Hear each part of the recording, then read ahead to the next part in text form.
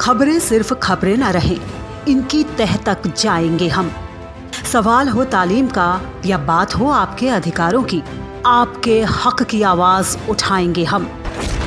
सीमा पर जवान से खेत में किसान तक, हिंद के हर योद्धा से आपको रूबरू कराएंगे हम। पड़ोसी की चाल से अपनों की ढाल तक, हर मुल्क के नजरिए को आईना दिखाएंगे हम। My true friend, Prime Minister Modi. आंतरिक से अर्थ तक और रक्षा से विदेश तक, आपके लिए हर नित के मायने आपको समझाएंगे हम। तिरंगे के रंगों से उभरी हर तस्वीर तक, ग्रामीण भारत से वैश्विक भारत तक, देखिए हमारे साथ सिर्फ इंडिया लाइव 24 पर।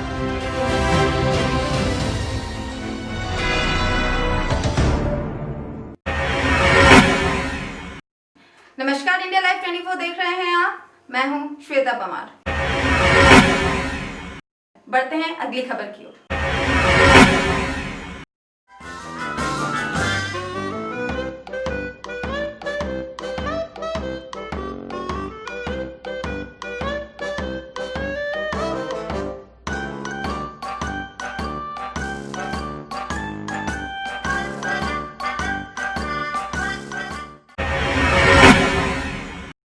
राजस्थान में विधानसभा सत्र बुलाने के प्रस्ताव पर राज्यपाल की रोक के फैसले को छत्तीसगढ़ के सीएम भूपेश बघेल ने गलत बताया है। सीएम बघेल ने कहा कि किसी भी मुख्यमंत्री को विधानसभा सत्र बुलाने का अधिकार है। उन्होंने केंद्र की बीजेपी सरकार पर आरोप लगाया कि वो लगातार जनता द्वारा चुनी हुई सरकार को गिराकर संवैधानिक ढांचे को कमजोर कर रही है। केंद्र के इशारे पर राजस्थान के राजभवन में जो कुछ घटित हो रहा है वो आप सब देख रहे हैं। किसी भी मुख्यमंत्री को विधानसभा बुलाने का अधिकार है, लेकिन उसे भी रोका जा रहा है, जो निंदनीय है और इस संविधान को कमजोर करने वाला है। आओ हम सब लोकतंत्र बचाने के लिए आगे आए। धन्यवाद। जिसके जवाब में बीजेपी ने कहा कि ये सब कांग्रेस की अंदरूनी कलह के चलते हो रहा है, इसका जिम्मेदार उन्हें कतई न ठहराया जाए। मुख्यमंत्री जी चाहते हैं कि बाड़ाबंदी से लाकर और विधानसभा के अंदर विधायकों को रखकर बैठाकर और जल्दी से हाँ ना में करवाकर, क्योंकि उन्हें डर है कि अगर बाड़ाबंदी से निकलकर पंछी उड़ गए तो शायद उनकी सरकार को जो खतरा मंडरा रहा है और तेज खतरा नहीं हो जाए।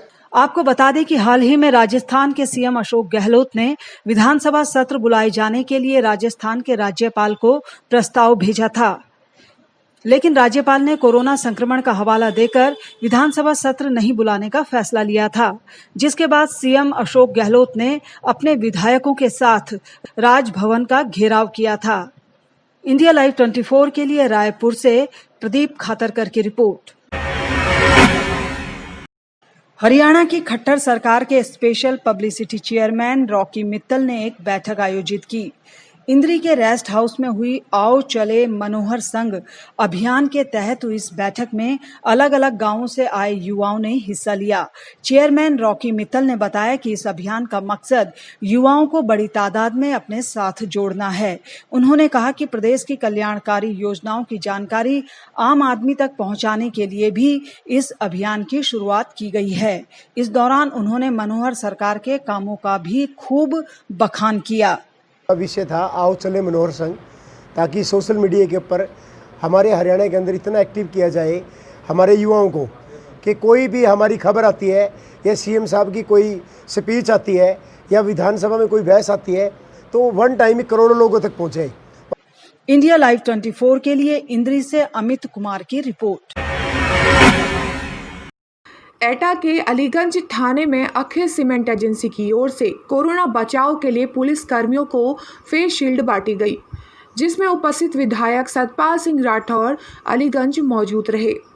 अखिल सीमेंट एजेंसी की ओर से कोरोना योद्धा पुलिस कर्मियों को फेस शील्ड बांटकर कोरोना से बचाव की पहल शुरू की है, जिसमें मौजूदा विधायक सतपाल सिंह राठौर ने अपने हाथों से पुलिस कर्मियों को 300 फेस शील्ड अलीगंज थाना, नया गांव थाना, राजा का रामपुर थाना में 300 फेस शील्ड बांटी गई।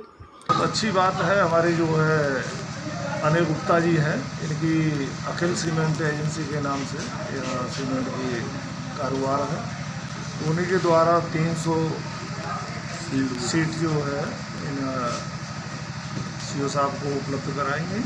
और जो हमारे कोरोना योद्धा हैं, पुलिसकर्मी हैं, होमगार्ड्स के हैं, तो इनको सबको वितरण किया गया। श्रीमान सतपाल जो हमारे क्षेत्रीय विधायक हैं, उनके द्वारा जो है हमारी पूरे सर्किल में करीब 300 सीट जो है पुलिसजनों को अखिल सीमेंट एजेंसी द्वारा जो है उनके सहयोग से वितरण किया गया, जिससे कर्मियों द्वारा जो है ड्यूटी में लगे जो दिन कर्मी हैं इसका लगाएं और स्वस्थ रहें तथा सोशल डिस्टेंस करें। इसी के उपलक्ष्य में हमारे माननीय विधायक जी ने पुलिस की इसकी सुरक्षार्थ ये प्रदान की गई। इंडिया लाइव 24 के लिए एटा से संदीप शर्मा की रिपोर्ट।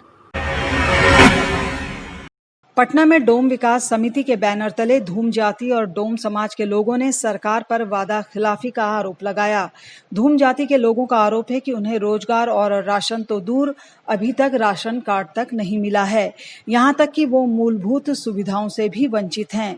अब इनकी मांग है कि धूम समाज के लोग सूबे में जहां भी रहते हैं उन्हें चिन्हित कर कैंप लगाकर राशन मुहैया कराया जाए, साथ ही पटना कॉरपोरेशन में नियोजन दिया जाए। साथ ही राजनीतिक दल उनके लिए बिहार विधान परिषद में एक सीट आरक्षित करें, ताकि उनके समाज के लोगों की आवाज भी सरकार तक पहुंचे। सबसे पहले इन लोग का कहना है कि आउटसोर्सिंग जो है, आउटसोर्सिंग को बंद कर दिया जाए। आउटसोर्सिंग बंद करके हम लोग को जो नए सिरे से जो बहाली है वो कैंप लगा के आदमी को डोम जाति को चिन्हित करके वो दिया जाए, क्योंकि ये लोग पूर्वजों से ही बीते कई वर्षों से ये लोग सफाई का ही काम करते आ रहे हैं। इंडिया लाइव 24 के लिए पटना से अरविंद ठाकुर की रिपोर्ट। देर रात अपहरण के बाद सौतेले भाई की हत्या का मामला। पिता के दूसरे निकाह से परेशान था आरोपी बेटा।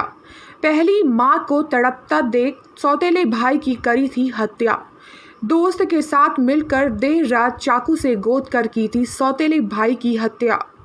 जांच के बाद पुलिस ने दोनों आरोपियों को किया गिरफ्तार। थाना लिसाड़ी गेट क्षेत्र का मामला। इन्वेस्टिगेशन के दौरान इसके जो सौतेला भाई हैं सानू उर्फ समीर को गिरफ्तार किया गया है। इसका कहना है कि हमारा परिवार खुशहाल पूर्वक चल रहा था। इसकी जो मृतक अरमान की मां की वजह से मेरा परिवार विखंडन हो गया और सारी गतिविधियां जो हैं हमारी समाप्त हो गई। हम लोग परेशान रहने लगे और मेरी मां काफ़ी परेशान रहती थी, इसी वजह से हमने ये मर्डर किया। इंडिया लाइव 24 के लिए मेरठ से मनोज मिश्रा की रिपोर्ट। भागलपुर में बिहार स्पिन सिल्क मिल परिसर को विकसित करने का काम जोरों पर है।